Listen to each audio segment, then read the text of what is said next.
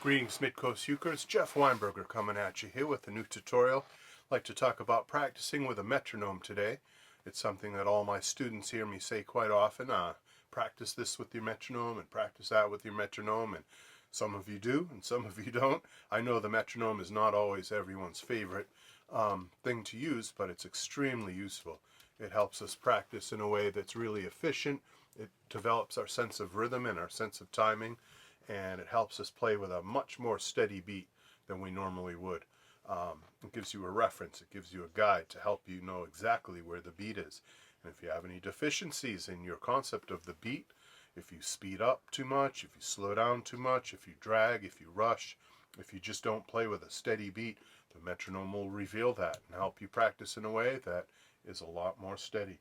And we all know that a steady beat is pretty essential to our enjoyment of music. If the music kind of doesn't have a reliable beat to it, it makes us feel a little uncomfortable. Not all music, of course, but I'm talking about most music that relies on the steady beat. So let's get into it. What is a metronome and what does it do, and why do we even want to talk about this sort of thing? So I have, of course, presented other videos in the past about the metronome, but this is specifically for Midcoast Ukers. Say we had a song like Will the Circle Be Unbroken? And what if I happen to call a tempo that for you is too fast? You're getting left behind, you're getting left in the dust, and you're just not used to playing it that fast. Well, if you practiced it with your metronome, you'd get up to speed, no pun intended. You would most definitely get this going. So if we had it as a slow tempo that you might practice at home, if you're a kind of a cautious beginner, and you might go dun dun dun dun dun dun dun dun on one cold and cloudy day. And that's all well and good. That would be at your own pace and at your own tempo. But then when you want to play this song with others, this song tends to be played a lot faster than that. That might be your practice tempo, but that wouldn't be the usual performance tempo. The usual performance tempo, if I were to just do it from how I feel right now, to me it feels like it would be somewhere around here. I was standing by my window on one cold and cloudy day when I heard da da da da. So that feels to me like about the right tempo that I would call if we were doing this in a jam session. So to reach that tempo, we could use our metronome. We could take our handy dandy metronome. In this case, I am using my electric metronome. It actually plugs in with a cord. I know a lot of you have metronome apps on your phone which serve exactly the same purpose. You might have one on your computer or your iPad, or you might have an old-fashioned wind-up one. I have a few of those too, but they're all broken at the moment. I am going to a watch and clock repair person to get those fixed eventually, but I just haven't done that, so I'm using my electric one today. This is an old Franz. This is from way back. It looks to be probably like, I'm going to guess 70s. Probably 70s vintage, but it could be older than that. So it has a dial here that you can set the tempo. You can set it for a very slow tempo. Here's what 60 beats a minute sounds like. That would be considered slow in music. You hear it clicking. And that click represents 60 clicks for every minute. So that's going to be 1 per second. 1, 2, 3, 4. 1, 2, 3, 4. 1, 2, 3, 4. 1, 2, 3, 4. Pretty standard kind of slowish tempo. Click it up to 80. Now we're in kind of medium slow land. That's about a medium tempo right there. 1, 2, 3, 4. 1, 2, 3, 4. A lot of songs are in that medium tempo. That's where a lot of songs sit. All the leaves are brown, the leaves are brown, and the sky is gray. Something like California Dreamin' might be somewhere in that vicinity. And then when you start getting up there, like here, 112, that's fast. 1, 2, 3, 4, 1, 3, 4, 1, 2, 3, 4. 120, really fast. you can play at 120, you're a pretty good musician. 1, 2, 3, 4, 1, 2, 3, 4. Just quarter notes at 120 are fast. Imagine doing sixteenths at that tempo. 1 and a 2 and a 3 and a 4 and 1 and I can't even say them that fast. Or eighth notes. 1 and 2 and 3 and 4 and 1 and 2 and 3 and 4 and 1 and 2 and 3 and 4. 1 and 2 and 3 and 4 and. So those fast tempos are usually reserved for, certain songs. Songs that are like maybe dance music songs, electronic dance music, bebop, that genre of jazz in the 50s that was called bebop. Maybe that would be at some of those faster tempos. Heavy metal, some really fast speed metal and heavy metal tends to be at those upper tempos, but most music is slower than 120.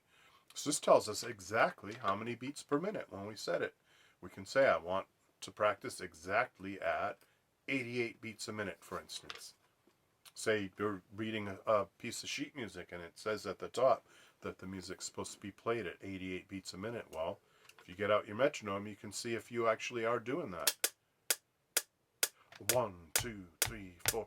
1, 2, 3, 4. 1, 2, 3, 4. So the first thing I'm going to try to do is match that tempo with my strumming. Maybe I'll take a C chord and strum quarter notes and try to match that. I'm going to try to cover up the clicks. I'm going to try to make it so my strumming is just right in sync with those clicks. If it's not, you'll hear the clicks in between your strums. You'll actually hear that you're off, that you're not keeping up with it.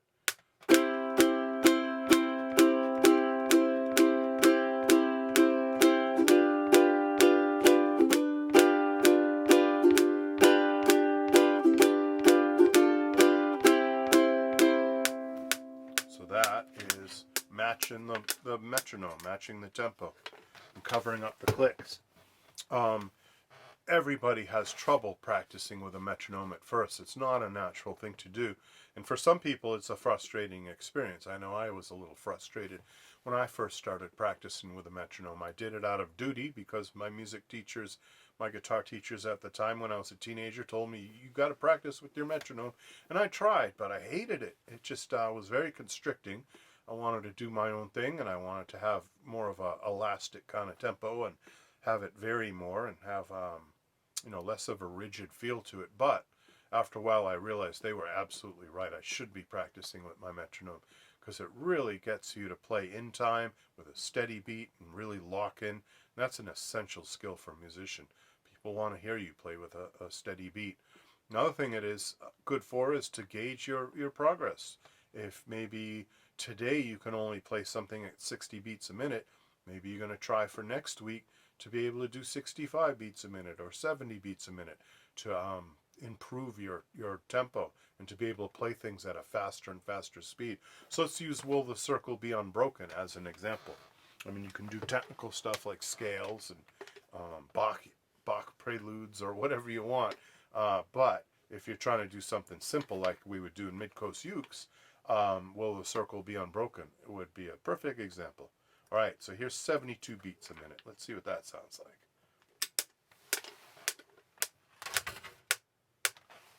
1, 2, 3, 4. 1, 2. Dun, dun, dun, dun, dun, dun. On one cold and cloudy day. Nice and slow and relaxed. So 72, you can probably play that song at 72, even if you're a kind of a timid beginner. But if you're a little more adventurous, let's see about 88. It's a little more moving there. 1, 2, 3, 4. 1, 2. Dun, dun, dun, dun. Dun, dun, dun, dun. On one cold and cloudy day. A little more lively, but still, it's not approaching those kind of tempos that Alison Krauss would play that song at, or somebody like that. It's definitely a little sluggish. Let's try like 112. Let's see what 112 is like.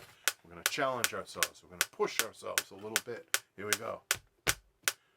I was standing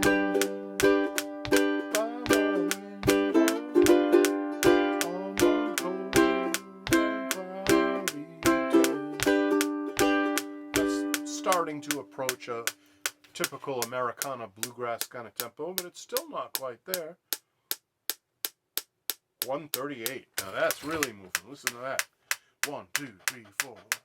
I was standing by my window on a cloudy day. So that is a little bit more like it. 138 would be a very typical bluegrass tempo. So if you're practicing and you're not quite up for that, if that leaves you in the dust, that's okay. Don't be ashamed.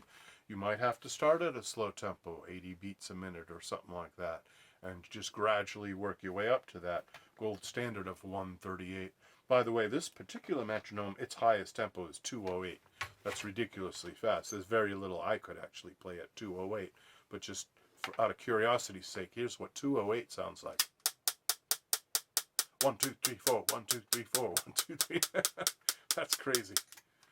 Not much music is written at that tempo or intended to be played at that tempo. But just so you know, that's the upper limits of this particular metronome. It goes all the way down to 40, which feels really sluggish, and you can hardly hear the pulse. It's so slow. It's so long in between beats that it's hard to keep up with that slow of a tempo. But also on the other side, it's hard to keep up with the fastest tempos. One last word about practicing with the metronome before we go, and that's that I highly advise you to listen to the metronome for at least 2 or 4 measures before you start playing. So say we had the metronome click in at 80 beats a minute or so. 1, 2, 3, 4. 1, 2, 3, 4. You want to keep that going for a while and just listen to it, tap your foot to it, get used to that tempo, let your body kind of acclimate to that and your metabolism. 1, 2, 3. Then you start playing.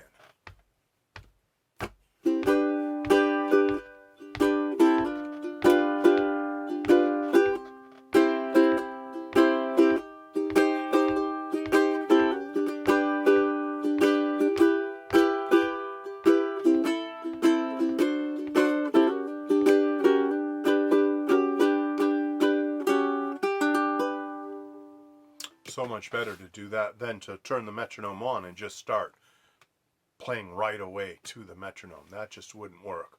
You have to take at least 2 or 4 measures to acclimate to it. So if you don't do that, your initial playing, what you do right after you start playing, is probably going to be off. And you have to adjust to the metronome. So I highly suggest you listen to the metronome first, close your eyes and really lock into that beat, and then start playing. That's my advice. Alright, Midcoast ukuleleans, I hope you really enjoyed that. I hope you got something out of that. A little insight into the metronome, and we'll see how this all works out for you. I hope you have happy practicing with your metronomes at home. And let me know if you have any questions. I'll help you out. Alright, Midcoast Ukers, you take care. Bye-bye.